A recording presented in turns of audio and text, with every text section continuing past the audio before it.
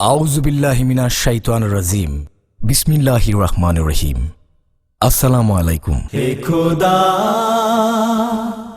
দয়াময়, তুমি যে রহিম রহমান, যেদিকে রাখি দুটি চোখ, যেদিকে রাখি দুটি চোখ। কলম বলতে তাকবীর পেশ করবেন অতর তাকবীর সন্তান বিশিষ্ট আলিম হাফেজ মাওলানা মহিউদ্দিন মাহবুব খতিব বদরহাট কাঁচাবাজার সিরিয়া আবাসিক জামে মসজিদ চট্টগ্রাম। السلام عليكم ورحمة الله تعالى وبركاته. إن الحمد لله نحمده ونستعينه ونستغفره ونعوذ بالله من شرور أنفسنا ومن سيئات أعمالنا. من يهد الله فلا مضل له ومن يضلل فلا هادي له. ونشهد أن لا إله إلا الله الحي القيوم الذي لا تأخذه سنة ولا نوم. ونشهد أن سيدنا وحبيبنا ومولانا محمدا عبد الله ورسوله الذي أرسله بالحق بشيرا ونذيرا وداعيا إلى الله بإذنه وسراجا منيرا. فقد قال الله تعالى في كلامه المجيد والفرقان العظيم: أعوذ بالله من الشيطان الرجيم.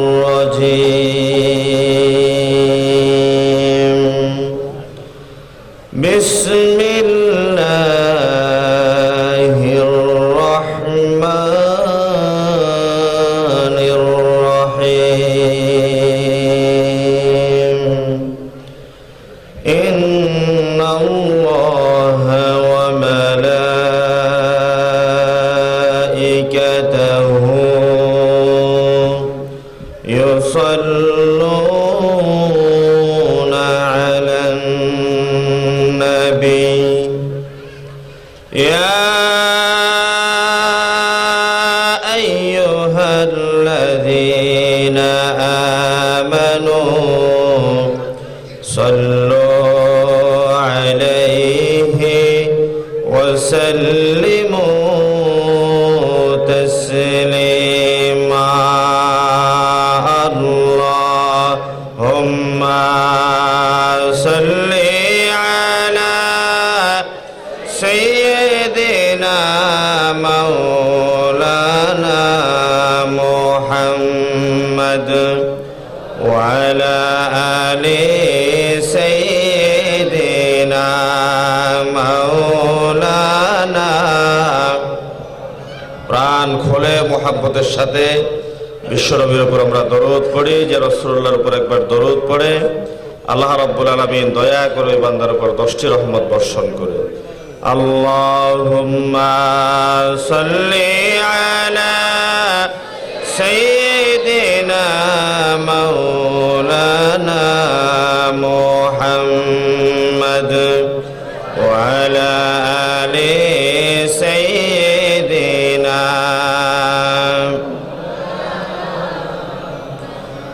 একটি মানুষের গল্প শোনো, বিশ্বাসী বলে যারে জানতো সবে,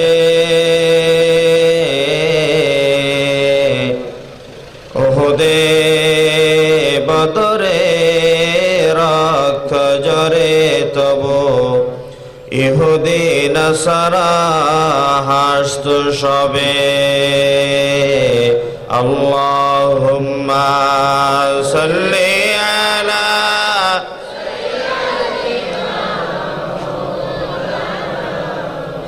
ওয়া আলা আলি সাইয়্যিদিনা। আসমান সুন্দর, জমিন সুন্দর, আরো সুন্দর পৃথিবী, তার চাইতেও অধিক সুন্দর আল্লাহ তাআলার শেষ নবী। আল্লাহুম্মা সাল্লি আলা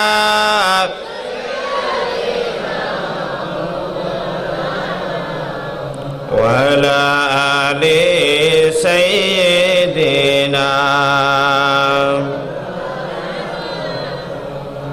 বালাগাল উলা বিকামালিহি كشف الدجى بجماله حسنت جميع خصاله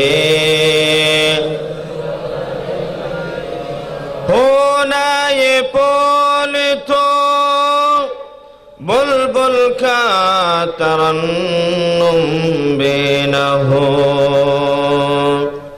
चमने दहर में कलियों का तबस्सुम बेनहु बलगल उला बिकमालिही कशफत दुजा बिजमालिही हसनत जमीअ खिसालिही।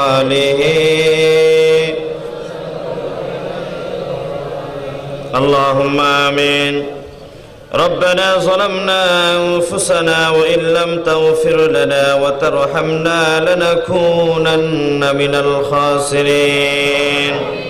أي الله تعالى ربul আলামিন বাবুল ইসলাম চট্টগ্রামের তোমার দ্বীনের বিজয়ী হিসেবে খ্যাত লোহাগাড়ার জমিনের পুঠি বিলা ইউনিয়নের উত্তরপাড়া জামে মসজিদের এই আত্মচত্বরে বসে তোমার কোরআন প্রেমিক জনতাকে সাথে নিয়ে অন্তর জুড়িয়ে হৃদয় নিংড়ানো মোহাব্বত দিয়ে বিশ্ব নবী মুহাম্মদুর রাসূলুল্লাহ সাল্লাল্লাহু আলাইহি ওয়াসাল্লামকে লক্ষ্য করে কয়েকবার দরুদ এবং সালাম নিবেদন করলাম। গুনাহগার উম্মতের সালামের আওয়াজ সোনার মদিনা নবী পাকের রওজায়ে তাহরে পৌঁছে দাও। মাহফিলের আয়োজন যারা করেছেন তোমার কোরআনের প্রাণে, তোমার কোরআনের টানে কাছের এবং দূর দূরান্ত থেকে যারা ছুটে এসেছেন কিয়ামতের ময়দানে কঠিন মুসিবতের সময় এই মাহফিল সকলের জন্য নাজাতের ওসিলা বানাই দিও আল্লাহ রব্বুল আলামিন। তোমার কোরআনের কথা বলতে গিয়ে বিশ্ব নবীর দান ভাঙ্গা মাথার কুলি ভাঙ্গা দ্বীনের প্রকৃত অনুসরণ করতে গিয়ে এই জমিনে যারা রক্ত জড়িয়েছেন, পঙ্গুত্ব বরণ করেছেন, হে আল্লাহ তোমার কোরআনে কারীমের পক্ষে তাদের শাহাদাতকে তুমি কবুল করে নাও।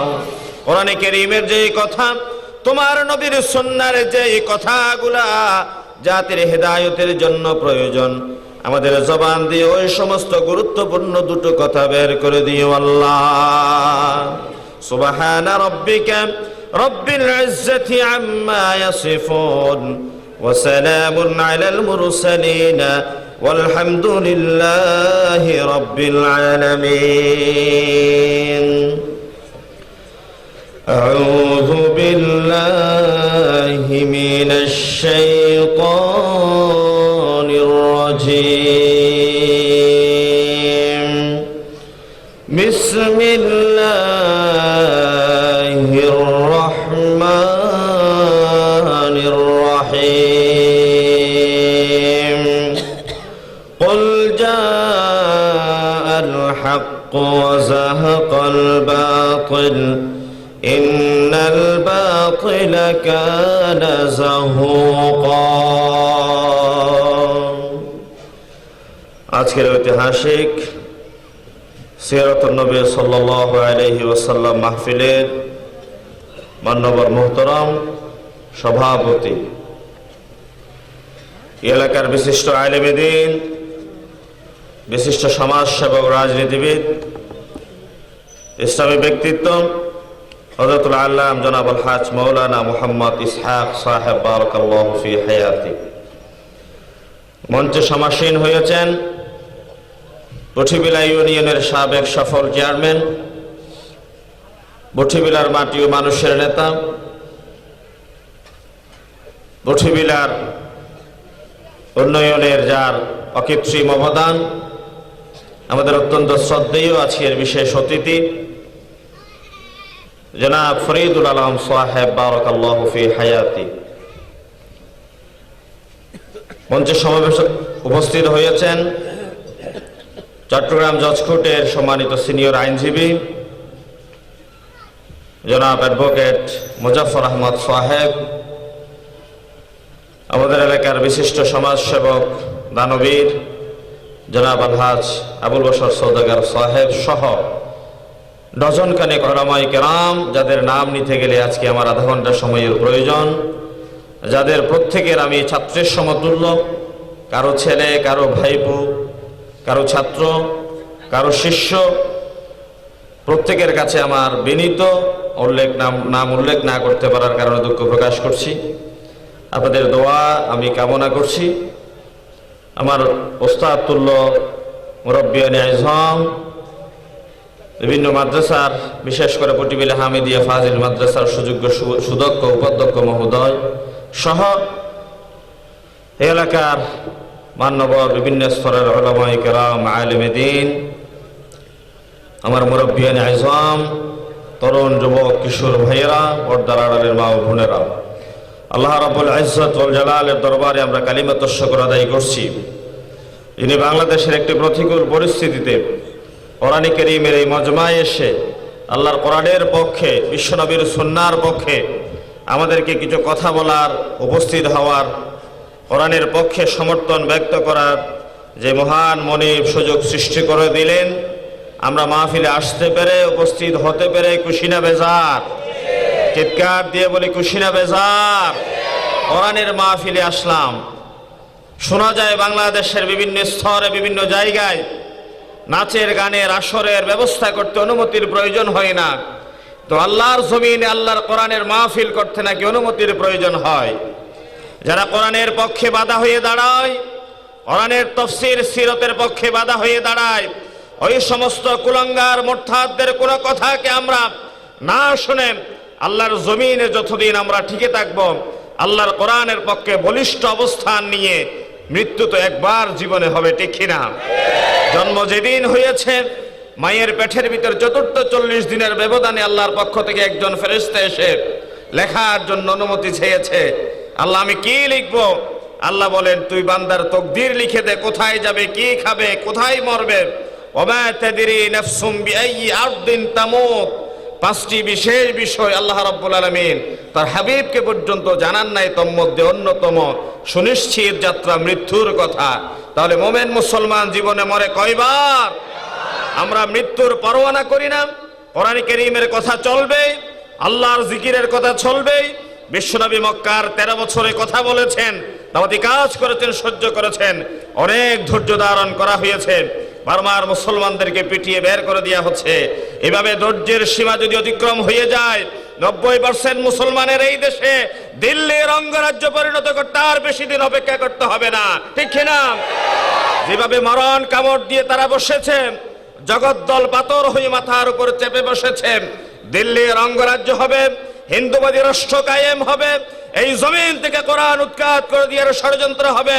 উলামায়ে কেরামদের ফাঁসির রায় দিয়েছেন, উলামায়ে কেরামদের মৃত্যু পরোয়ানা জারি করা হয়েছে। একে একে তাদের উপর এসেছে, আমাদের উপর আসবে, আপনারাও তাদের থেকে রেহাই পাবেন না, ঠিক কিনা? কারণ এক সিজনে যেই ছাগলের জবে হয় আর এক ছাগি দেখে হাসে, এর পরের সিজনে দেখা যায় ওই ছাগিও সেই জবে থেকে মুক্ত থাকতে পারে না। ক্রমানুসারে ধারাবাহিকভাবে প্রত্যেকের উপর একই শাস্তি, একই আযাব আসতে থাকে। এই জন্য কোরআনের মাহফিলে আসলাম, উপস্থিত হলাম। এক শহীদ সাকিবের রক্ত ঝরেছে, গতকাল এক মাহফিলে উপস্থিত ছিলাম পহর ছাঁদায়। এক শহীদ ভাইয়ের কথা শুনে বুক ভরে কান্না করেছে মানুষ। এনামুল হক লালু, যে গত সপ্তাহে বড়হাতিয়ার মাহফিলে এসে আমার গাড়িতে করে তিনি অনেক দূরে সফর করেছেন। এনামুল হক লালু আব্বাজান কথা বলতেই ডুকরে কেঁদে উঠে যে 5 জানুয়ারির নির্বাচনের দিন আমার ছেলে মাঠে বলিষ্ঠ ভূমিকা রেখেছে, এক পর্যায়ে হায়েনার আমার ছেলের উপর আক্রমণ করে বসে আল্লাহ আমার ছেলেটাকে শহীদ হিসেবে কবুল করে এই জমিন থেকে জান্নাতের পাখি হিসেবে বাছাই করে নিয়ে গিয়েছেন। ইন্না লিল্লাহি ওয়া ইন্না ইলাইহি রাজিউন। এই জন্য শহীদ এনামুল হক লালু গিয়েছে, শহীদ সাকিবুল ইসলাম গিয়েছেন। এই জন্য নামে বেনামে অনেক মুসলমানের ছেলেদের তৈরি থাকতে হবে, প্রস্তুত থাকতে হবে। যখন কোরআনের পক্ষে ডাক আসবে, উলামায়ে কেরামদের মুক্তির পক্ষে ডাক আসবে, কোরআনের রাজ কায়েমের পক্ষে ডাক আসবে, তখন আর ঘরে বসে না থেকে ময়দানে ঝাঁপিয়ে পড়তে কারা কারা রাজি আছেন? হাত উঁচু করে আল্লাহ রাব্বুল আলামিনকে দেখতে দেখান।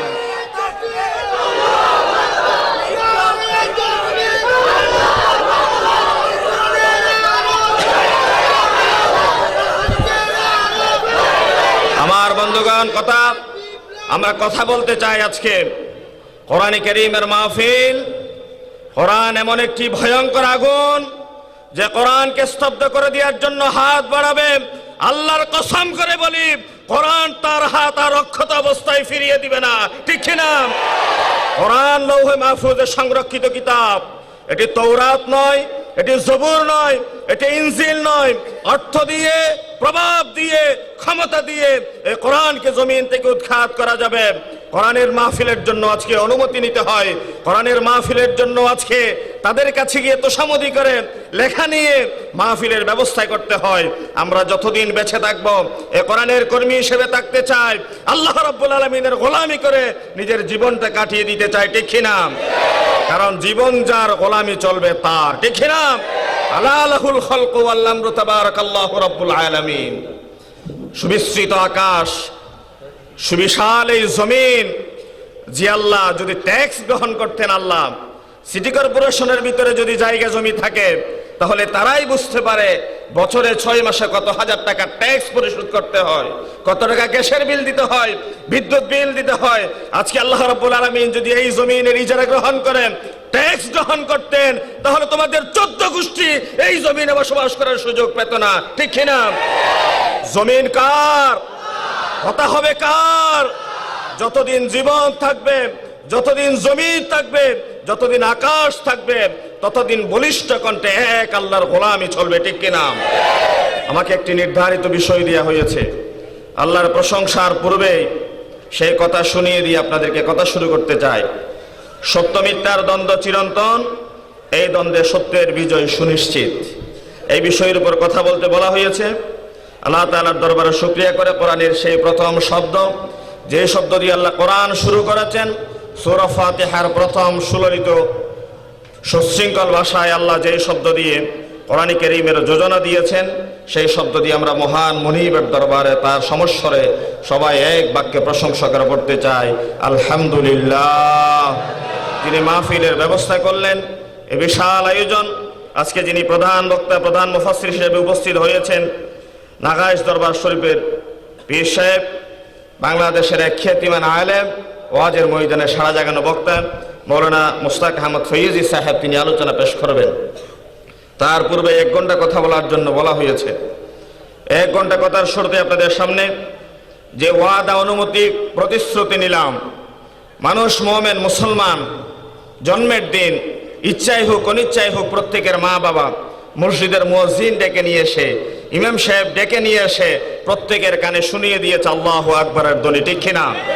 জন্মের মাধ্যমেই আল্লাহু আকবারের ধ্বনি শুনিয়ে দিয়ে প্রত্যেক সন্তানকে দ্বীনের উপর কোরবান করে দিয়ে মা বাবা সন্তানকে জানিয়ে দিয়েছে, জন্ম যেই দিন তোমার হয়েছে, নাম শুনিয়ে দিলাম আল্লাহর, নাম শুনিয়ে দিলাম বিশ্বনবীর।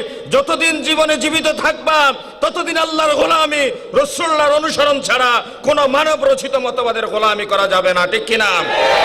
এই জন্য যাদের মা বাবা ইন্তেকাল করেছে, আমরা এখানে কোনো কনভার্টেড মুসলিম নাই, আমরা এখানে কোনো কেউ ধর্মান্তরিত নাই যে হিন্দু বৌদ্ধ খ্রিস্টান থেকে ধর্মান্তরিত হয়ে মুসলমান হয়েছে, আছি নাকি? কেউ যেহেতু নাই, তাহলে প্রত্যেকেই জন্মের দিন কানে শুনেছি আল্লাহু আকবারের ধ্বনি, ঠিক কিনা? প্রত্যেকেই জন্মের দিন শুনেছি আশহাদু আল্লা ইলাহা ইল্লাল্লাহ আশহাদু আন্না মুহাম্মাদার রাসূলুল্লাহ। আপনি যদি জন্মের দিন আল্লাহু আকবারের ধ্বনি শুনে থাকেন, মুহাম্মাদুর রাসূলুল্লাহর নাম শুনে থাকেন, বালেগ হওয়ার পরে, প্রাপ্তবয়স্ক হওয়ার পরে, বিবেক বুদ্ধি জাগ্রত হওয়ার পরে আল্লাহর নামের জিকিরের বিরুদ্ধে আচরণ যদি করে থাকেন, আল্লাহর কসম মুনাফিক হয়ে, আব্দুল্লাহ ইবনে উবাইয়ের অনুসারী হয়ে আপনার কালিমা ছাড়া মৃত্যু হবে, ঠিক কিনা? কারণ আপনার বাবা আপনার বাবার দায়িত্ব পালন করেছেন, আপনার মা আপনার মায়ের দায়িত্ব পালন করেছেন, কর্মজীবনে গিয়ে আল্লাহ বিবেক দিয়েছেন, বুদ্ধি দিয়েছেন, সেই বিবেক বুদ্ধিকে কাজে লাগিয়ে আপনাকে চলতে হবে কোরআনের পথে, আপনাকে চলতে হবে ইসলামের পথে, আপনাকে চলতে হবে উলামায়ে কেরামের অনুসৃত পথে, আপনাকে চলতে হবে বিশ্বনবী মুহাম্মদুর রাসূলুল্লাহ সাল্লাল্লাহু আলাইহি ওয়াসাল্লামের সেই দান্দার শহীদ করা মাথার খুলি ভাঙ্গা ইসলামের পথে, ঠিক কিনা? আমরা তার পথের উপর থাকতে প্রতিশ্রুতি দিয়েছি। আল্লাহ রাব্বুল আলামিনকে আমরা সেই সিদ্ধান্ত দিয়েছি, আল্লাহ যতদিন শরীরে প্রাণ থাকবে, যতদিন জীবিত থাকবো, এই জমিনে তোমার কোরআনের রাজ কায়েমের জন্য আমরা আমাদের সবকিছু দিয়ে, সবকিছু তোমার কোরআনের পক্ষে ঢেলে দিয়ে মাঠে ময়দানে সক্রিয় ভূমিকা পালন করব, বলুন ইনশাআল্লাহ। কোরআনে কারীমের 114টি সূরার ভিতর ধারাবাহিকভাবে 17 নম্বর সূরা বনী ইসরাঈলের 81 নম্বর আয়াত তেলাওয়াত করেছি। 81 নম্বর আয়াতের ভিতরে আল্লাহ রাব্বুল আলামিন বলেন, কুল জাআল হাক্কু ওয়া যাহাকাল বাতিল ইন্নাল বাতিলা কানা যাহুকা। সত্য সমাগত, মিথ্যা অপসৃত। সত্য যখন এসে যায়, মিথ্যা তখন বিদূরিত হয়ে যায়, ঠিক না? সত্য এবং মিথ্যা আমরা দেখতে পাই। সত্য শব্দের ইংরেজি হচ্ছে ট্রু, আর মিথ্যা শব্দের ইংরেজি হচ্ছে ফলস। আমরা সত্যকে যদি দিন ধরি, তাহলে মিথ্যাকে ধরতে হয় রাত। আমরা সত্যকে যদি হেদায়েত ধরি, তাহলে মিথ্যাকে ধরতে হয় গোমরাহি। আমরা সত্যকে যদি নোট ধরি, তাহলে মিথ্যাকে ধরতে হয় দালালত। আমরা সত্যকে ধরি মুহাম্মদুর রাসূলুল্লাহ সাল্লাল্লাহু আলাইহি ওয়াসাল্লাম, তাহলে মিথ্যাকে ধরতে হয় আবু জেহেল, আবু লাহাব, উতবা, শাইবা। আমরা সত্যকে ধরি হযরত মুসা আলাইহিস সালাম, তাহলে মিথ্যাকে ধরতে হয় ফেরাউন। আমরা সত্যকে যদি ধরি ইব্রাহিম আলাইহিস সালাম, তাহলে মিথ্যাকে ধরতে হয় নমরুদ। আর আমরা সত্যকে ধরি আল্লামা দেলোয়ার হোসেন সাঈদী, আর মিথ্যাকে ধরতে হয় বাংলাদেশের বামপন্থীদের রাজনীতি, ঠিক না? তাহলে সত্য মিথ্যার চিরন্তন দ্বন্দ্ব শুরু হয়েছে। আল্লাহ রাব্বুল আলামিন যেদিন জান্নাতে হযরত আদম আলাইহিস সালাতু ওয়াস সালাম এবং মা হাওয়া আলাইহিস সালামকে সৃষ্টির পরে তাদেরকে গন্ধম গোলায় খাওয়ায় পলিসি করে জান্নাত থেকে দুনিয়ার জমিনে পাঠিয়ে দেওয়ার পলিসি করে, সেই দিন সত্য মিথ্যার দুটো দ্বারা দুইটা বিভক্ত হয়ে এক পক্ষে আদম আলাইহিস সালামের পক্ষে, আরেক পক্ষে শয়তানের পক্ষে। তারই ধারাবাহিকতায় হাবিল কাবিলের সেই দ্বন্দ্বের সূচনা হয়। তারাই ধারাবাহিকতায় আজকে বাংলাদেশে ডানপন্থী এবং বামপন্থীদের সূচনা হয়, দেখি না? আসুন আমরা কোরআন থেকে কথা বলি, ধারাবাহিকভাবে কতটুকু যেতে পারি আমরা একটু বিশ্লেষণ করে দেখি। ব্যক্তি জীবনে যদি আমরা মিথ্যার কথা বলি, তাহলে মানুষের সাথে প্রতারণা করা, টকবাজি করা, অন্যায় ও সত্যের মুখোমুখি করানো মানুষকে, এটা ব্যক্তি জীবনে মিথ্যা। আর যদি সমাজ জীবনে আমরা মিথ্যার কথা বলে থাকি, তাহলে সামাজিকভাবে কোনো মানুষকে হেয় প্রতিপন্ন করে, কোনো মানুষকে সামাজিকভাবে দ্বীন, ইসলাম, কোরআন, সুন্নাহ অনুসারী হওয়ার কারণে সমাজচ্যুত করা, সামাজিকভাবে তারা ছোট করে রাখা, হেয় প্রতিপন্ন করাকে আমরা সামাজিকভাবে মিথ্যা বলে জানি। ব্যবসায়িকভাবে যদি আমরা মিথ্যার কথা বলে থাকি, তাহলে দেখতে পাই ওজনে কম দিয়া, খাদ্যে ভেজাল দিয়া, এটা ব্যবসার ক্ষেত্রে আমরা মিথ্যা হিসেবে দেখতে পাই। অর্থনীতির ক্ষেত্রে যদি আমরা মিথ্যাকে বিবেচনায় নিয়ে আসি, তাহলে সুদ ভিত্তিক অর্থ ব্যবস্থার পক্ষে সূত্র দিয়া, এটা মিথ্যা এবং ভ্রান্তি। আর সত্য হিসেবে যদি ধরি, তাহলে যাকাত ভিত্তিক অর্থ ব্যবস্থার পক্ষে সূত্র দিয়ে এই সমাজকে সুদ মুক্ত করে কোরআনের রাজ কায়েমের জন্য কোরআনে কারীমের সূত্র দিয়ে যাকাত ভিত্তিক অর্থ ব্যবস্থা পরিচালিত করে ধনী দরিদ্রের বৈষম্য দূর করার জন্য যে চিন্তা, তা হচ্ছে সত্যের পক্ষে অবস্থান। আর রাজনীতির ক্ষেত্রে যদি আমরা মিথ্যা বলি, তাহলে এই জমিন যার, সেই আল্লাহর বিরুদ্ধে আচরণ করে মানব রচিত মতবাদ প্রতিষ্ঠার জন্য কেউ যদি চিন্তা করে কেউ যদি দর্শন দেয়, কেউ যদি স্লোগান দেয়, কেউ যদি বাম দিকে পা বাড়ায়, তার সমস্ত রাজনীতি, তার সমস্ত দর্শন, তার সমস্ত চিন্তা হবে বাম চিন্তা, মিথ্যা চিন্তা, ভ্রান্ত চিন্তা, ঠিক কিনা? এইভাবে করে জীবনের প্রত্যেকটা ক্ষেত্রে মুসলমানদের জীবন পর্যালোচনা করার জন্য সত্য মিথ্যার এই বিষয়টা যদি আমরা সামনে নিয়ে আসি, তাহলে ভারতের বিশিষ্ট লেখক সাহিত্যিক অরুণা রায়ের একটা কথা আপনাদের সামনে কথা বলে আলোচনা শুরু করতে চাই। ভারতের অরুণা রায় একজন বিশিষ্ট লেখক সাহিত্যিক। অরুণা রায় বিশ্বনবী মুহাম্মদুর রাসূলুল্লাহ সাল্লাল্লাহু আলাইহি ওয়াসাল্লামের জিন্দেগি পর্যালোচনা করে সে বলেছে, যতবার আমি মুহাম্মদের জিন্দেগি পড়েছি, যতবার আমি হিদায়াতের পয়গম্বর মুহাম্মদুর রাসূলুল্লাহ সাল্লাল্লাহু আলাইহি ওয়াসাল্লামের জীবন পর্যালোচনা করেছি, ততবার হিদায়াত প্রাপ্তির জন্য আমার মনটা যেন বেকুল হয়ে যায়। আর যতবার আমি পৃথিবীর মুসলমানদের চরিত্র দেখেছি, মুসলমানদের চরিত্র পর্যালোচনা করেছি, ততবার আমার মন যেন চায় এমন দেশে তুমি পাড়ি জমাও যেই দেশে কোনো মুসলমানের অস্তিত্ব নাই। জর্জ বার্নার্ড শ বলেছিলেন, Islam is the best religion in the whole world, but Muslim is the worst nation in the world. George Bernard Shaw বলেছিলেন,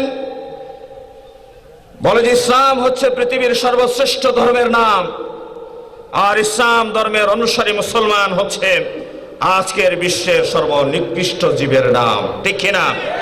মিথ্যা বলেন, খাদ্যে ভেজাল দিয়ে বলেন, ওজনে কম দিয়ে বলেন, প্রতারণায় বলেন, আমানত খেয়ানতের ক্ষেত্রে বলেন, প্রত্যেক ক্ষেত্রে মুসলমানদের নাম অগ্রগণ্য। আর এই সমস্ত মুসলমানেরা মুহাম্মদুর রাসূলুল্লাহ সাল্লাল্লাহু আলাইহি ওয়াসাল্লামের অনুসারী পরিচয় দিয়ে কোরআনে কারীমের বিরুদ্ধে আচরণের ক্ষেত্রে সবচেয়ে বেশি এই সমাজে অগ্রণী ভূমিকা পালন করে মুসলমানের বাচ্চারা, ঠিক কিনা? যে সমস্ত যুবক তরুণেরা রাত্রিবেলায় আমার প্রশাসনের ভাইদেরকে সহযোগিতা করেন, যারা নামাজি, যারা দিনদার, কোরআন প্রেমিকদের ঘরে ঘরে গিয়ে রাত্রিবেলায় দরজায় নক করে, আল্লাহর কসম একজনকেও আমি হিন্দুর ছেলে পাই নাই, একজনকেও খ্রিস্টানের ছেলে পাই নাই, একজনকেও বৌদ্ধর ছেলে পাই নাই, দুর্ভাগ্যক্রমে প্রত্যেকে হচ্ছে নামদারি মুসলমানের ছেলে, ঠিক কিনা বলেন না? তাহলে ওই সমস্ত মুসলমানের নাম দিয়ে যে কোরআনের আজানের শব্দ শুনে বিশ্ব নবীর দান দান ভাঙ্গা ইসলামের অনুসারী পরিচয় দিয়ে মসজিদে জুমার দিন প্রথম কাতারে ফিনফিনে পাতলা পাঞ্জাবি পরিধান করে আপনি মসজিদের ইমাম সাহেবের মাইক নিয়ে টানাটানি কাড়াকাড়ি করেন যে হুজুর রাজনীতি করতে চায়, ভবিষ্যতে নির্বাচন আছে, আমি 5 মিনিট কথা বলতে চাই, ইমানের দোহাই দিয়ে, মুসলমানের নামের দোহাই দিয়ে ভোট ভিক্ষা করেন। আর পক্ষান্তরে রাত্রিবেলায় যারা কোরআনের কর্মী, যারা দ্বীনের মুজাহিদ, ওই সমস্ত ভাইদেরকে নিরাপদে আরামে ঘুমাতে না দিয়ে প্রশাসনের ভাইদেরকে সাথে নিয়ে তাদের ঘুমকে হারাম করার ক্ষেত্রে আপনি সহযোগিতা করেন, ঠিক কিনা বলেন না? জর্জ বার্নার্ড শ এই কথাই বলেছিলেন, Islam is the best religion but Muslim is the host nation in the whole world. ইসলাম হচ্ছে সর্বশ্রেষ্ঠ ধর্ম, কিন্তু দুর্ভাগ্যক্রমে এই মুসলমানরা হচ্ছে পৃথিবীর সর্বনিকৃষ্ট জীব, যাদের নিচে আর কোনো ধর্ম থাকতে পারে না। অথচ এই মানবকে আল্লাহ রাব্বুল আলামিন যখন সৃষ্টি করেন তখন একে একে 4টা শপথ তিনি উল্লেখ করেছেন। কোরআনে কারীমের ভিতরে আল্লাহ রাব্বুল আলামিন বলেন, ওয়াত-তিনি ওয়াজ-যাইতুনি ওয়া-তুরি সিনিনা ওয়া হাযাল বালাদিল আমিন। প্রথম শপথ করলেন আল্লাহ, ওয়াত-তিন ওয়াজ-যাইতুন ওয়া-তুরি সিনিন ওয়া হাযাল বালাদিল আমিন। তিনের শপথ করলেন, জৈতুনের শপথ করলেন, সিনাই পর্বতের শপথ করলেন, নিরাপদ নগরী মক্কার শপথ করে আল্লাহ রাব্বুল আলামিন মানব সৃষ্টির ইতিহাস বর্ণনা করছেন এভাবে, লাকাদ খলাকনাল ইনসানা ফি আহসানি তাকওয়িম।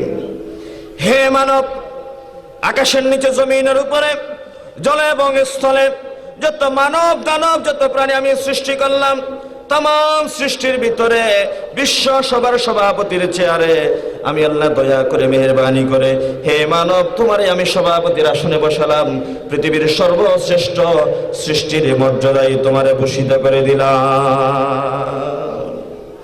আবার সেই মানবের ক্ষেত্রে আল্লাহ বলছেন ثم رددناه أسفل سافلين। তোমার কর্মের কারণে, তোমার চিন্তার কারণে, দর্শনের কারণে এমন একটা সময় তুমি নিজেরে পদার্পণ করে দাও, এমন একটা স্টেজে নিজেরে ঠেলে দাও, পৃথিবীতে তুমি বনি আদমের চেয়ে নিকৃষ্ট কোনো সন্তান জমিনে থাকে না। তোমার চেয়ে কোনো নিকৃষ্ট সন্তান এই জমিন আর থাকে না। চারটা শপথ করে আল্লাহ রাব্বুল আলামিন বলেন ইল্লাল্লাযীনা আমানু ওয়া আমিলুস সালিহাতি ফালাহুম আজরুন গায়রু মামনুন।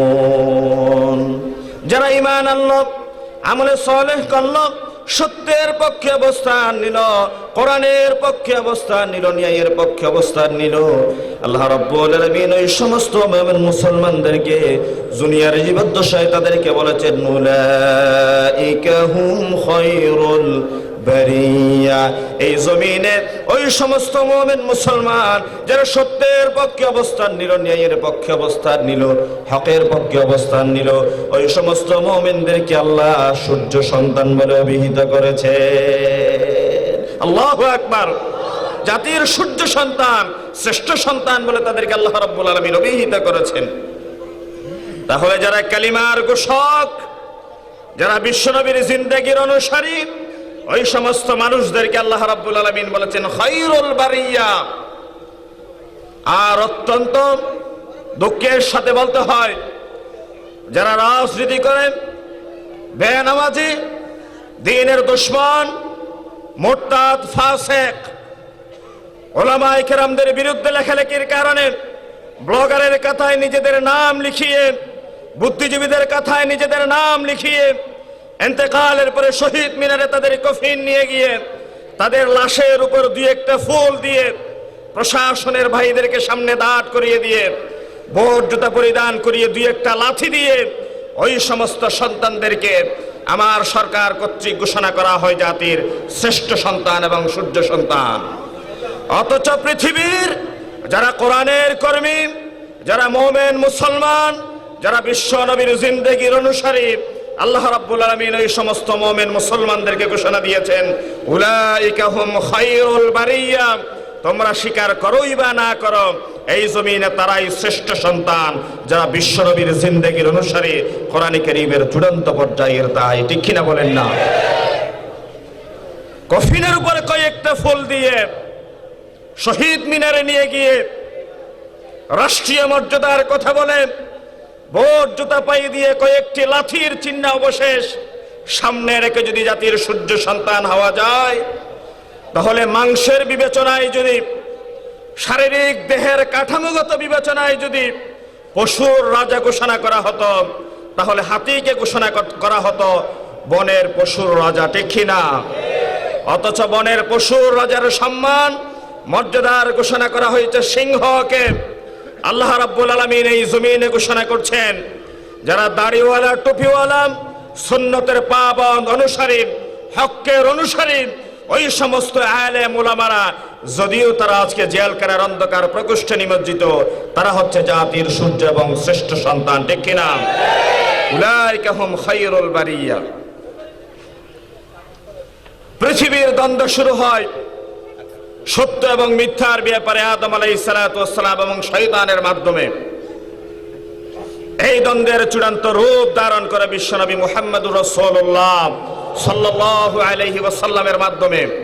কারণ হযরত আদম সফিউল্লাহ থেকে শুরু করে ঈসা রূহুল্লাহ পর্যন্ত যেই সমস্ত পয়গম্বরদেরকে আল্লাহ রাব্বুল আলামিন দয়া করে পৃথিবীর নবী এবং রাসূল বানিয়ে পাঠিয়েছেন, একের পর এক পয়গম্বর, নবুয়তের দাবিদার, রাসূল, নবী হিসেবে জমিনে আসার সম্ভাবনা ছিল। কিন্তু বিশ্বনবী মুহাম্মদুর রাসূলুল্লাহ সাল্লাল্লাহু আলাইহি ওয়াসাল্লাম যেই দিন জমিনে আগমন করলেন, আল্লাহ রাব্বুল আলামিন কোরআন কারীমের আয়াত নাযিল করে জানিয়ে দিলেন, রাসূল আপনি নবীকে জমিনে পাঠালাম, কিয়ামত অত্যাসন্ন, আপনি নবীকে জমিনে পাঠালাম, নবুয়তের দ্বারার উপর সিলগালা করে দিলাম, আপনি নবীর উপর কিতাব নাজিল করলাম, কিতাবুম মুবিন, আসমানি কিতাবের ধারার উপর সিলগালা করে দিলাম। সুতরাং আপনি নবীর মাধ্যমে যে হক প্রতিষ্ঠিত হবে, কিয়ামত পর্যন্ত হক হয়ে থাকবে। আপনি নবীর মাধ্যমে যা মিথ্যা প্রতিষ্ঠিত হবে, কিয়ামত পর্যন্ত সেই মিথ্যায় চূড়ান্ত মিথ্যা হিসেবে বিবেচিত হবে, ঠিক কিনা?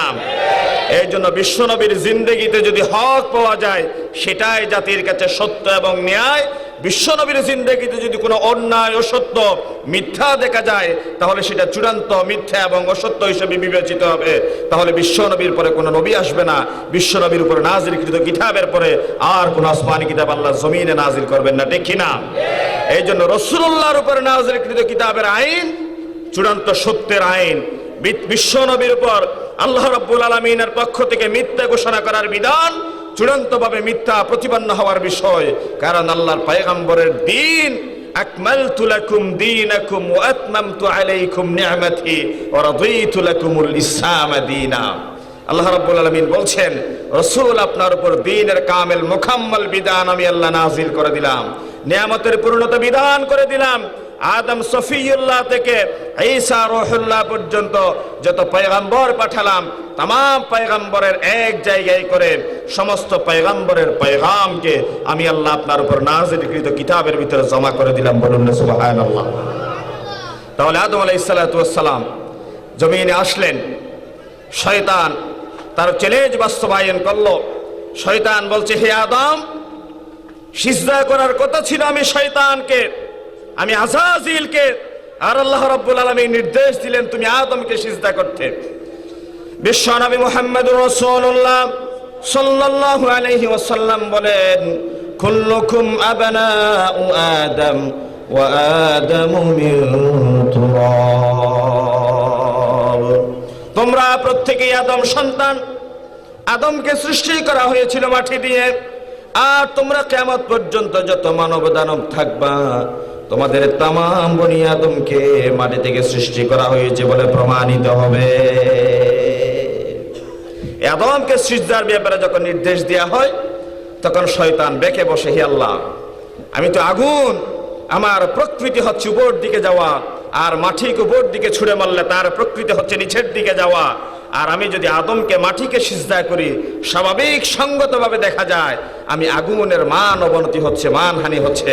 ক্বালা আনা খায়রুম মিন, আমি তো কখনো মাটিকে সিজদা করতে পারি না। আল্লাহ রাব্বুল আলামিন বললেন, قال ما منعك ألا تسجد إذ أمرتك قال أنا خير من خلقتني من نار وخلقته من طين। হে শয়তান, তোমারে কে সিদ্ধান্ত দিল, কে তোমারে প্ররোচিত করল? আমি আল্লাহ যখন সিদ্ধান্ত দিলাম, নির্দেশ দিলাম আদমরে তুমি সিজদা করো, তখন তুমি বেঁকে বসলা, তখন তুমি বলে বসলে, হে আল্লাহ, আদমের চেয়ে আমি উত্তম।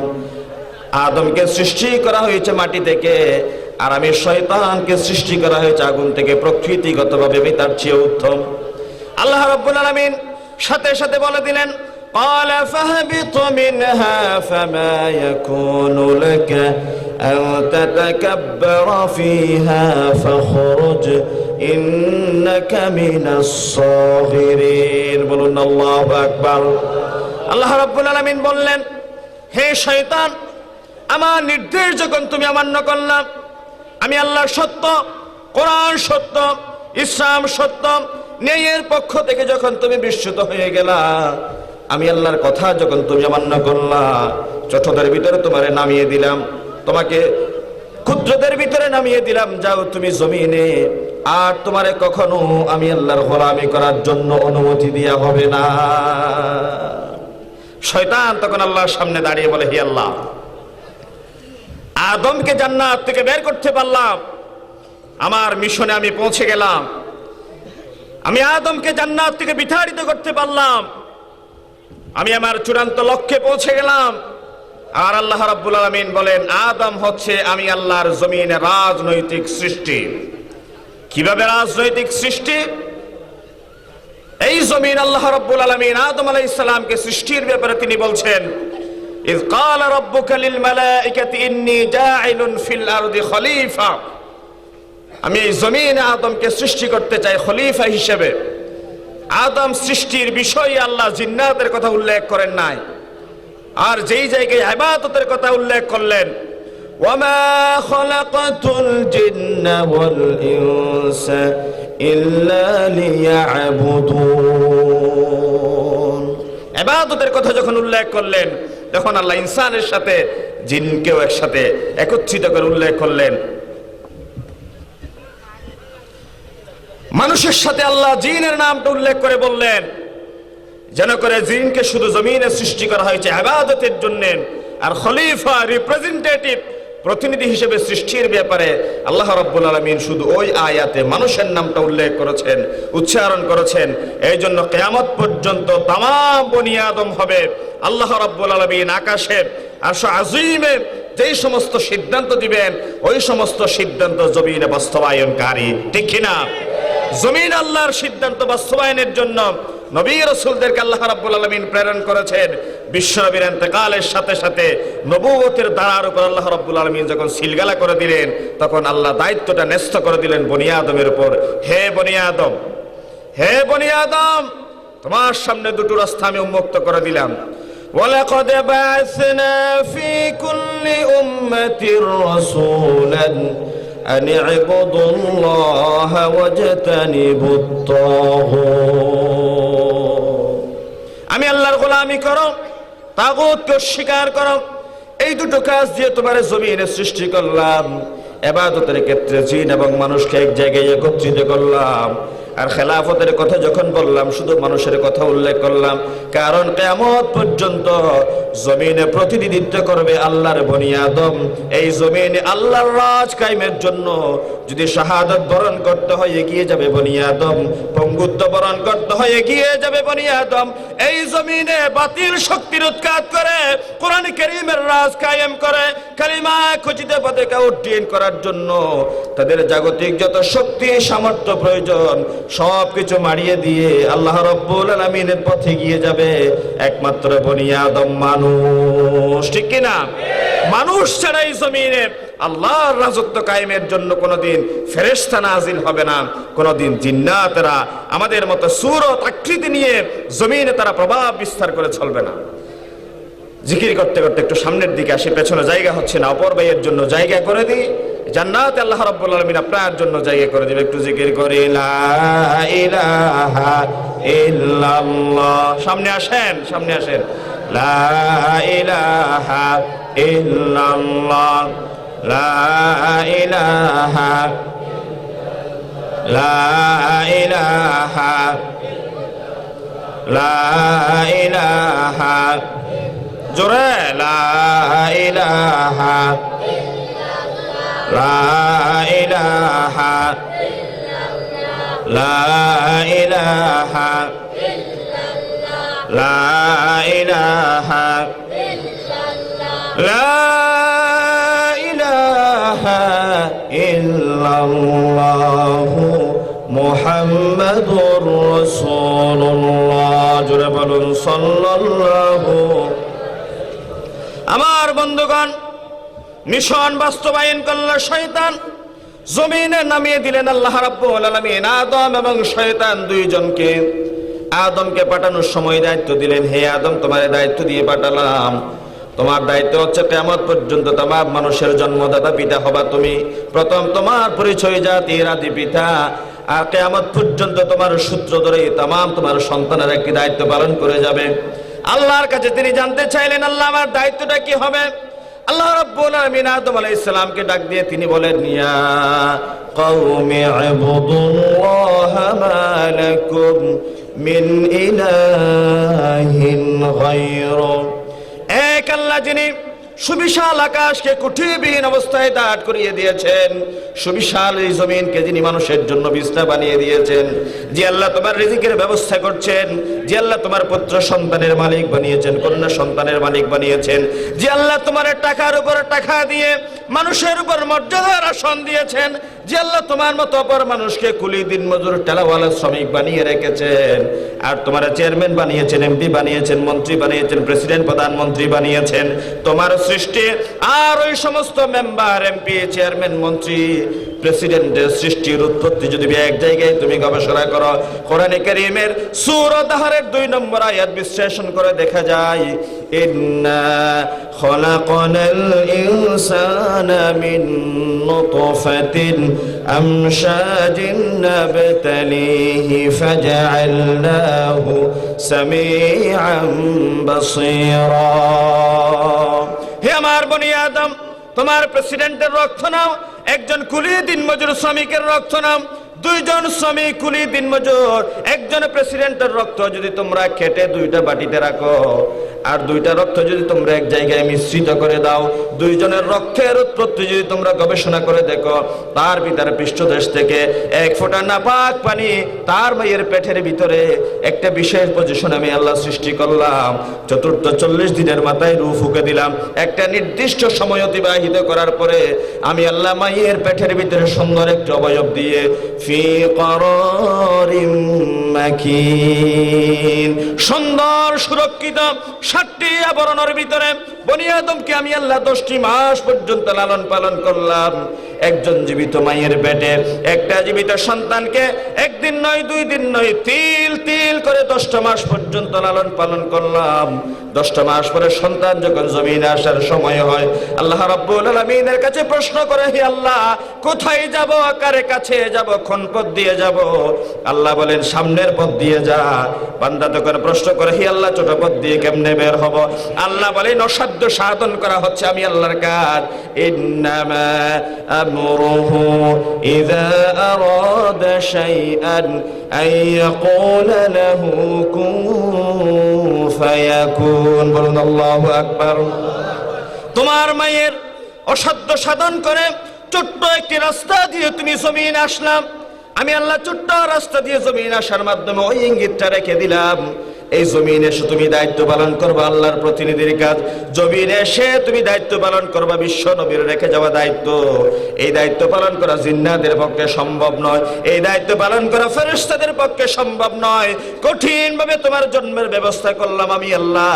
জমিনে এসে সমস্ত চ্যালেঞ্জ মোকাবেলা করে আল্লাহর জমিনে আল্লাহর দিন কায়েমের জন্য জান বাজি রেখে কাজ করে যাওয়া, ঠিক কিনা? মুসলমানো न घबराओ, खुदा की शान आली है।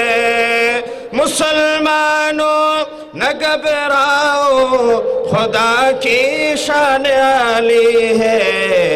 अभी इस्लाम जिंदा है, अभी कुरान बाकी है।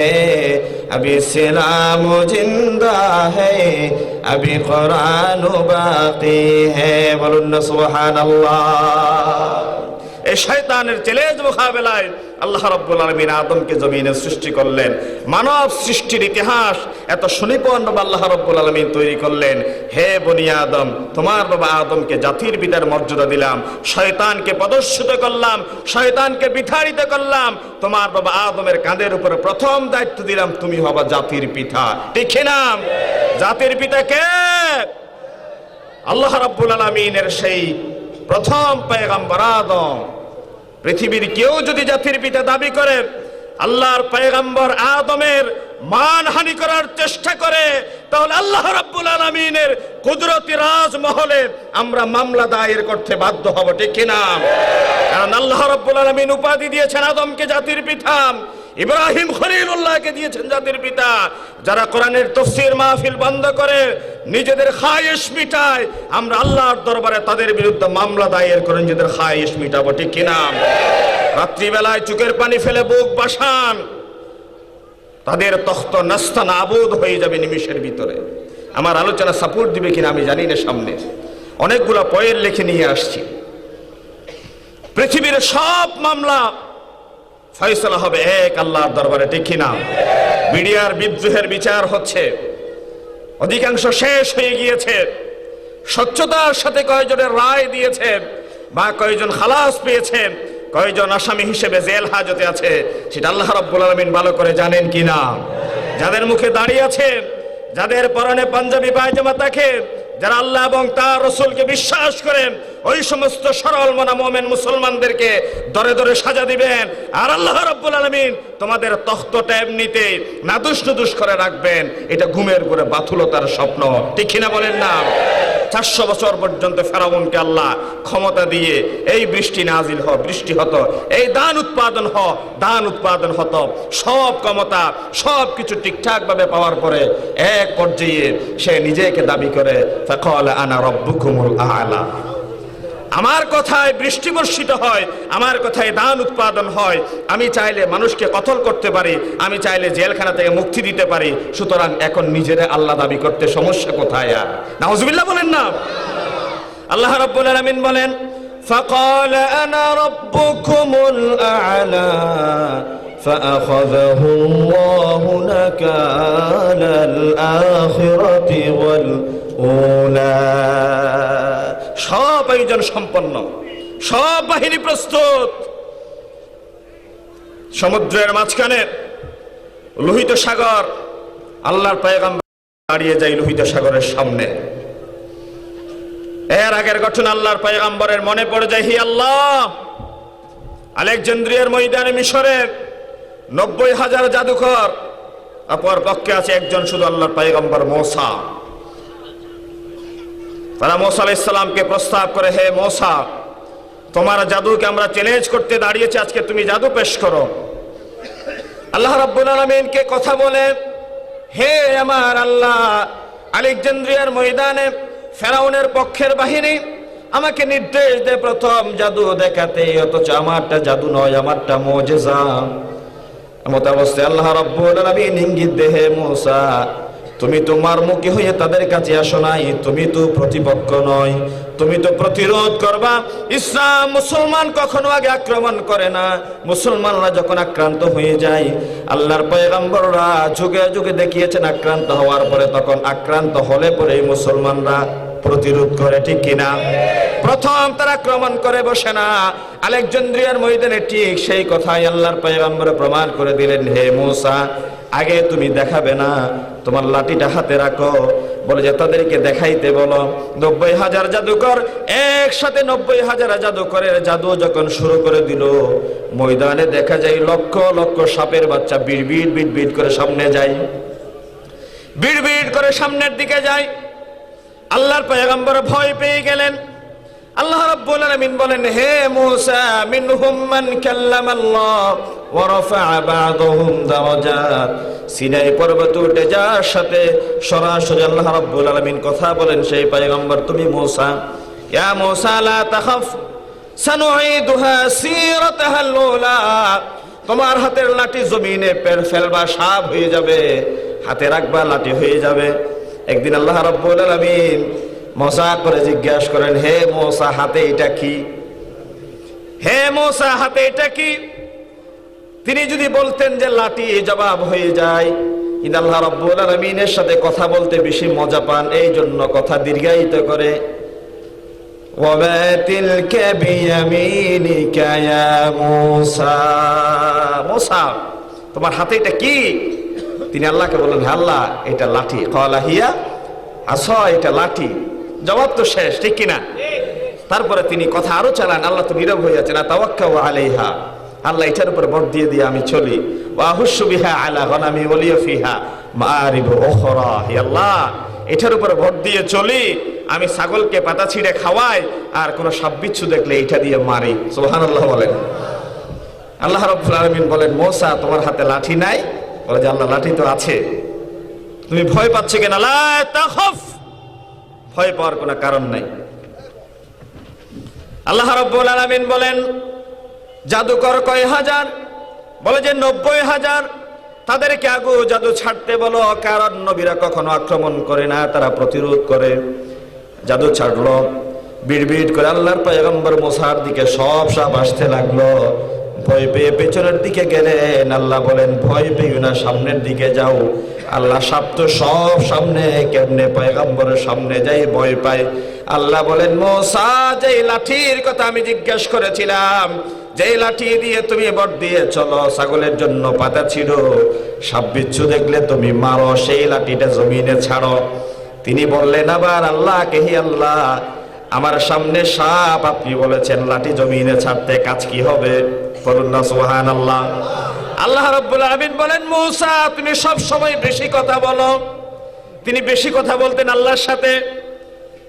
এই জন্য বনী ইসরাইলের মতো হয়ে গেলে সমস্যা হয়ে যায়। প্রশ্নের উপরে প্রশ্ন যদি হয়, তাদেরকে শেষ পর্যন্ত নাস্তানাবুদ করে ছাড়ে আল্লাহ, ঠিক কিনা? আল্লাহ রাব্বুল আলামিন বলেন, মূসা তুমি লাঠিটা জমিনে ছাড়ো। লাঠিটা যেই মুহূর্তে জমিনে ছাড়ে, একটা সেকেন্ডের ব্যবধানে এত বিশাল অজগর সাপের রূপ নেয়, যেই সাপের একটা সোয়াল জমিনে আর একটা সোয়াল আল্লাহর আকাশ পর্যন্ত পৌঁছে যায়।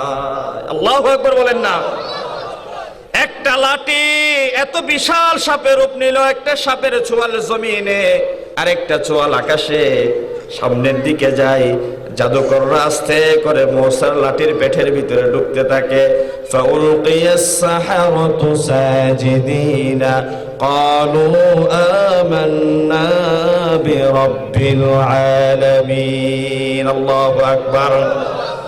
মূসা আলাইহিস সালামের লাঠি সামনের দিকে সাপ হয়ে যাচ্ছে। 90,000 জাদুকরের সব জাদুর সাপ পেটের ভিতরে এখন যাচ্ছে জাদুঘরের দিকে।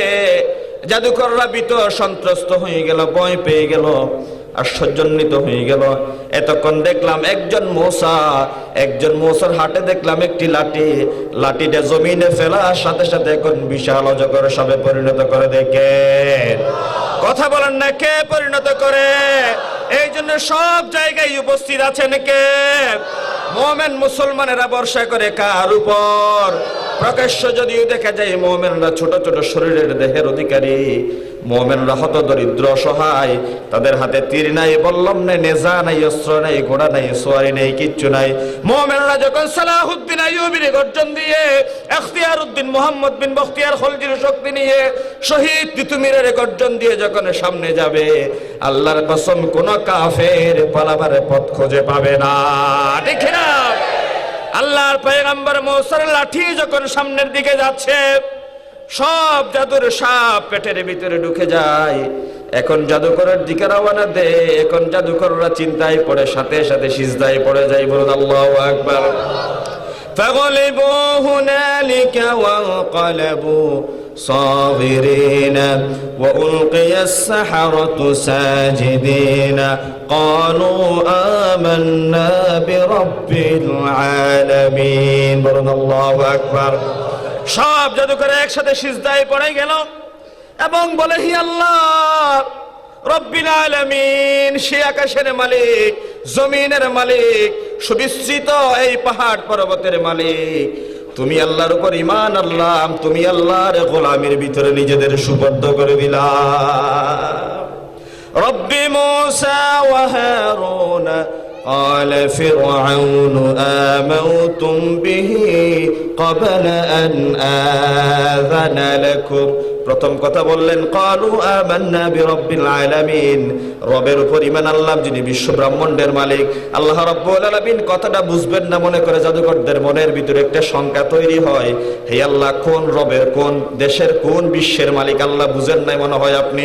এই জন্য আবার তারা ব্যাখ্যা করে বলেন রব্বি মূসা ওয়া হারুন, হে আল্লাহ যেই মূসা এবং হারুন যে আল্লাহর উপর ঈমান এনেছে, আমরা 90,000 জাদুকর সেই মূসা এবং হারুন আল্লাহর উপর ঈমান আনলাম। বলুন আল্লাহু আকবার।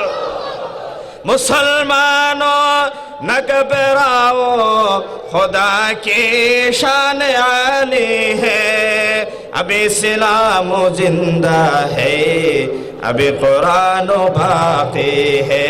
कुरान আছে না নাই? কুরআন আছে না নাই? আল্লাহ রাব্বুল আলামিন আছে না নাই? আল্লাহ রাব্বুল আলামিন যদি শুধু বলেন ইন্নামা আমরুহু ইযা আরাদা শাইআন আন ইয়াকুলা লাহু কুন ফায়াকুন, ইয়াশউরুন। আমি আল্লাহ তেমন ক্ষমতাধর, এমন পাওয়ারফুল আল্লাহ। আমি শুধু মরিয়মের পেটের ভিতরে কোন বলে ইশারা করলাম, ঈসার মতো পয়গম্বর মরিয়মের পেটের ভিতরে জন্ম হয়ে গেল, মরিয়মের পেটের ভিতর থেকে বের হয়ে গেল ঈসা রূহুল্লাহ। দোলনার ভিতরে অন্যান্য জাতের কওমের লোকেরা গিয়ে মরিয়মকে প্রশ্ন করে, হে মরিয়ম, তোমারে জানতাম তুমি মহিয়সী সতী সাদী এক নারী, তুমি এই যার সন্তান কেমনে প্রসব করলা?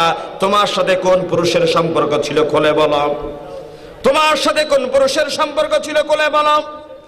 এই কথা শোনার পরে আল্লাহর পয়গম্বরের মা মারিয়াম তিনি অস্থির হয়ে গেলেন, কিংকর্তব্য বিমূঢ় হয়ে গেলেন।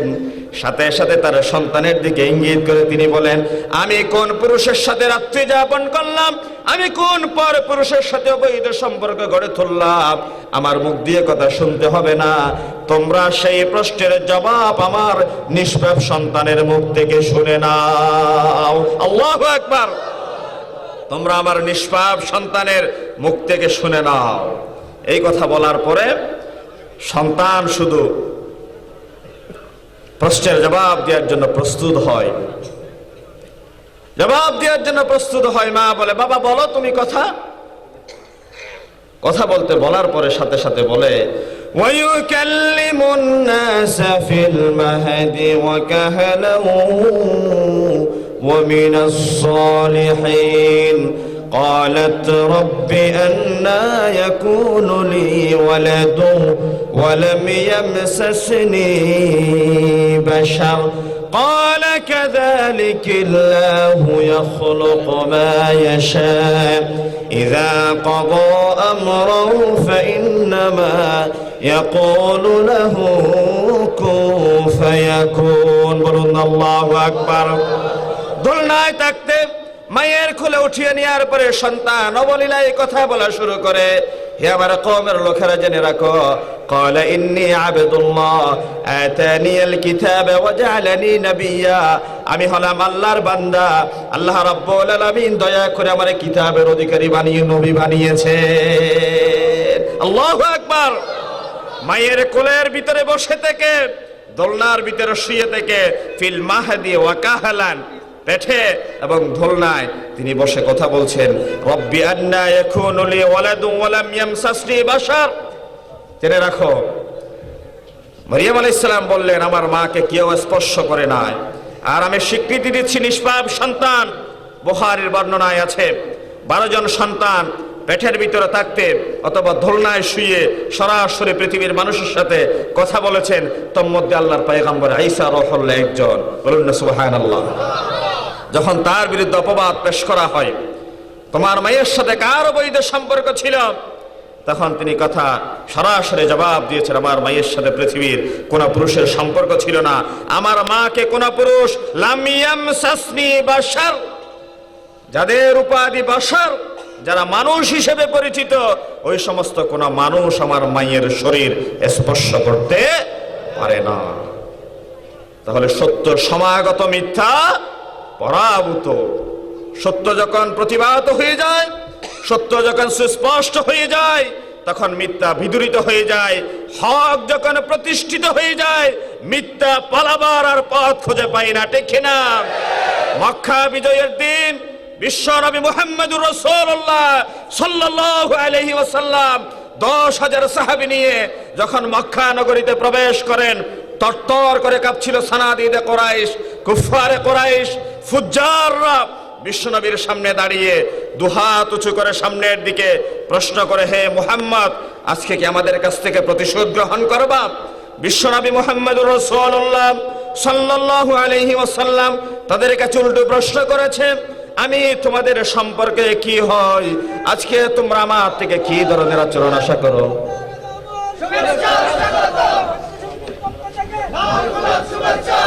নারে তাকবীর, নারে তাকবীর।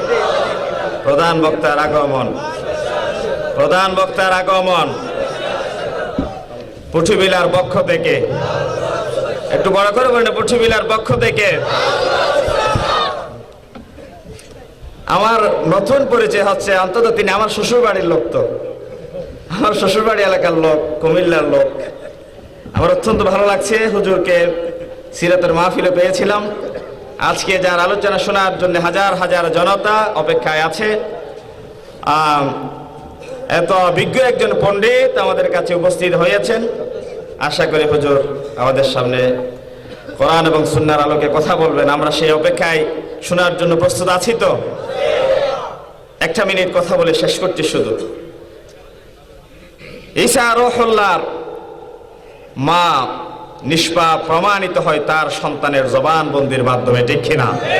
শুধু সত্য মিথ্যার চিরন্তন দ্বন্দ্ব, এই কথা এর মাধ্যমে শেষ করতে চায়। আল্লাহ রাব্বুল আলামিন যদি কারো দিকে দৃষ্টি দেন, ওয়াইযাল আনায়াতু লাহাযাতকা উয়ুনুহা নামফাল হাওয়াদিসু কুল্লুহুন্না আমানুন। আল্লাহ রাব্বুল আলামিনের সাহায্যের দৃষ্টি যদি কোনো বনি আদমের দিকে গিয়ে পড়ে, আল্লাহ রাব্বুল আলামিন বলেন, বান্দা তুই নীরবে আরামে ঘুমা, তোরা রক্ষা করার মুক্তি দেওয়ার দায়িত্ব আমি আল্লাহর কুদরত গ্রহণ করে নিবে, ঠিক কিনা? বাংলাদেশের এক শ্রেণীর কোরআন বিদ্বেষীরা, নাস্তিক মুরতাদরা সিদ্ধান্ত গ্রহণ করেছে ৫৬,০০০ বর্গ মাইল যার প্রতি ইঞ্চি জমিন আযান কায়েম আছে, যার প্রতি ইঞ্চি জমিনে মুসলমান প্রতিষ্ঠিত আছে, যার প্রতি ইঞ্চি জমিনে মুসলমান অবস্থিত আছে, সেই ৯০% মুসলমানের দেশ থেকে উলামায়ে কেরামদেরকে বিতাড়িত করবে, সংবিধান থেকে আল্লাহর উপর পূর্ণাস্থা ও বিশ্বাস উঠিয়ে দিবে। তারা যদি তাদের সিদ্ধান্তে অটল থাকে, তাহলে আমি ঘোষণা করতে চাই ৯০% মুসলমানের এই দেশে তাদের শরীরে এক বিন্দু রক্ত থাকতে তারা নাস্তিকবাদী কোন এজেন্ডা বাংলাদেশে বাস্তবায়ন হতে দিবে না, দিবে না, দিবে না, ঠিক না বলেন? কোরআন কায়েমের, আল্লাহ রাব্বুল আলামিনের রাজ কায়েমের পক্ষে যদি কোনোদিন কোনো সময় এই জমিনে ডাক আসে, তাহলে মুসলিম মিল্লাত আর করে বসে থাকবে না।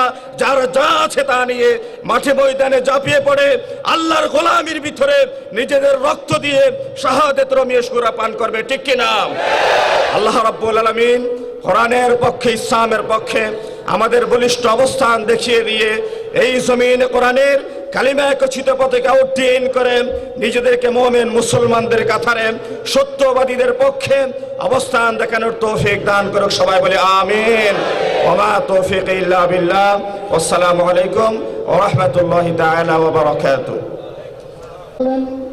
আমাদের আত্মীয়দের কিছু সন্তান শুধু আমাদের আদিপাড়ার নয়, শুধু চট্টগ্রামের নয়, সারা বাংলাদেশের বিভিন্ন প্রান্তে যিনি দিনের দায়িত্ব পালন করতেছেন, আমাদের সকলের স্নেহের পাত্র হাফেজ মাওলানা মহিউদ্দিন মাহবুব। সম্মানিত উপস্থিতি, আপনারা এখন যারা দোকানে রাস্তায় দাঁড়িয়ে আছেন, আপনাদেরকে প্যান্ডেলে পুজো চলার জন্য অনুরোধ আছে। সম্মানিত উপস্থিতি, আপনারা একটু সামনে আসলে আরো বেশি মানুষের সংগ্রহ হবে। সম্মানিত উপস্থিতি, আপনারা একটু সামনে আসেন, সবাই একটু কষ্ট করে একটু জায়গা করে দেন পিছনে ধরে আসাদের জন্য। সম্মানিত উপস্থিতি, এরপরে আপনাদের সামনে সংক্ষিপ্ত ২ মিনিট কথা বলবেন আমাদের অত্যাচারের কিছু সন্তান জনাব অ্যাডভোকেট মুজাফফর আহমদ।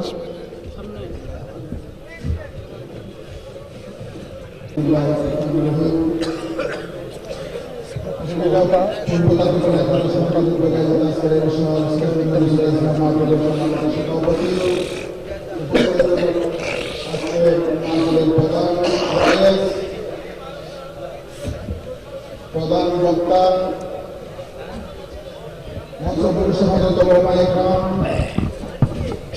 আমাদের মাহফিলে আগত দিনদার ইমানদার মুসলমান ভাই ও বন্ধুগণ, পর্দার আড়ালে মা ও বোনেরা, আসসালামু আলাইকুম ওয়া রাহমাতুল্লাহ। সবার বিস্তারিত সম্বোধন করার সময়ের প্রয়োজন, এই জন্য আমি সংক্ষেপে সম্বোধন করছি। সম্মানিত উপস্থিতি, আমাদের আজকে প্রধান প্রধান বক্তা গুরুত্বপূর্ণ আলোচনা রেখেছেন। এই আলোচনাগুলো আমরা তাদের জীবনে আমল করতে পারি, সেজন্য আমি আপনাদের ধন্যবাদ জানাবো। আমি মূলত দোয়ার জন্য এসেছি। আপনারা সকলে আমার জন্য দোয়া করবেন, দেশের জন্য, রাষ্ট্রের জন্য, বিশ্বের মুসলমানদের জন্য দোয়া করবেন। সেই কথাটুকু আমি শুধু বলবো।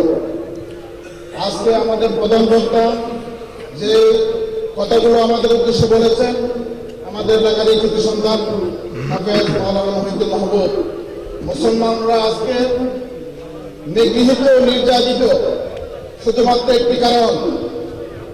আগে আপনারা জেনেছেন অর্ধ পৃথিবী শাসন করছে মুসলমান। আজকে মুসলমানদের অবস্থা কেন খারাপ? আজকে আমরা কোরআন এবং সুন্নাহ থেকে দূরে, আমরা কোরআন মানি মসজিদে, আমরা কোরআন মানি ঘরে, কিন্তু আমরা যখন ইউনিয়ন পরিষদে যাই, আমরা যখন সমাজে বিচার করতে যাই, আমরা যখন রাষ্ট্রে যাই, তখন আমরা আর কোরআন মানি না। সেজন্য আজকে আমাদের অবগতন কোরআন আল্লাহ রাব্বুল আলামিন করুণা থেকে কবর পর্যন্ত প্রত্যেকটা বিষয়ে আজকে আমাদেরকে কোরআন মানার জন্য আল্লাহ পাক বলেছিলেন। সেজন্য আমরা কোরআন কিছু অংশ মানি আর কিছু অংশ মানি না, সেজন্য আজকে আমাদের অধঃপতন।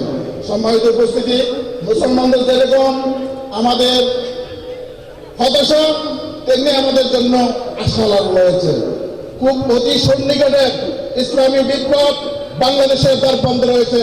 আপনারা ইতিহাস পর্যালোচনা করে দেখবেন, হযরত ইব্রাহিম ইসলামকে আল্লাহ রাব্বুল আলামিন বিভিন্ন পরীক্ষা দিয়ে নবুয়ত দিয়েছিলেন।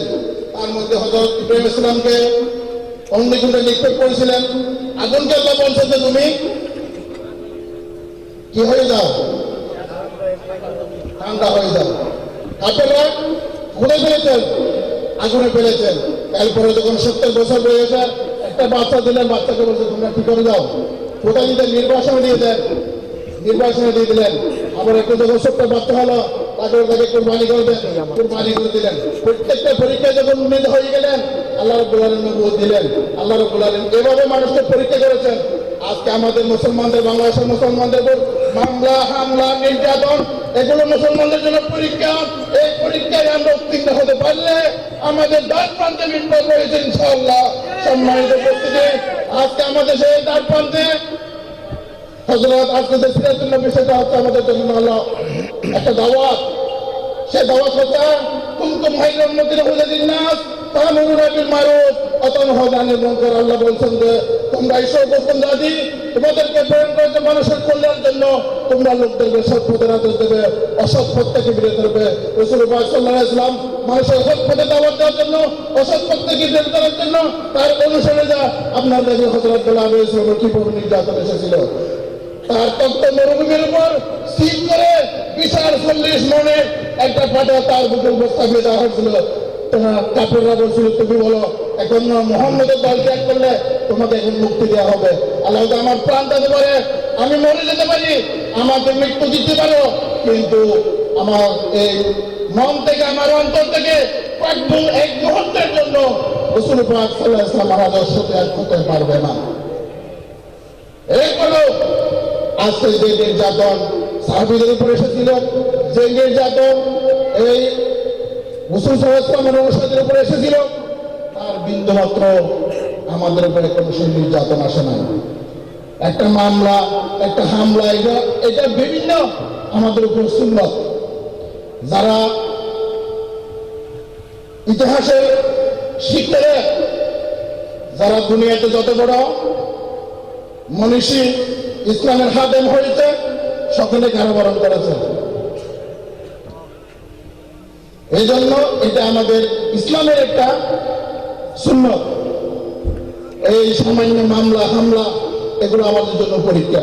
এই পরীক্ষায় যদি উত্তীর্ণ হতে পারি ইনশাআল্লাহ, আমার ভাই মাওলানা মুহিউদ্দিন মাহবুব বলেছেন, আপনারা লক্ষ্য করবেন আগেকার দিনে কোনো যদি গান দিতে হতো, তারা থেকে পারমিশন দিতে হতো। আজকে যদি কোনো মাহফিল দিতে হয়, তাহলে তারা থেকে পারমিশন দিতে হয়, ঠিক কিনা?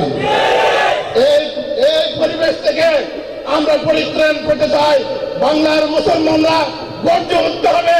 আগামী দিনে যে কোনো আন্দোলনে, যে কোনো কিছুর বিনিময়ে আমাদের উপর এই ইসলামের কোরআনের শাসন প্রতিষ্ঠার জন্য আমাদের কাজ করতে হবে।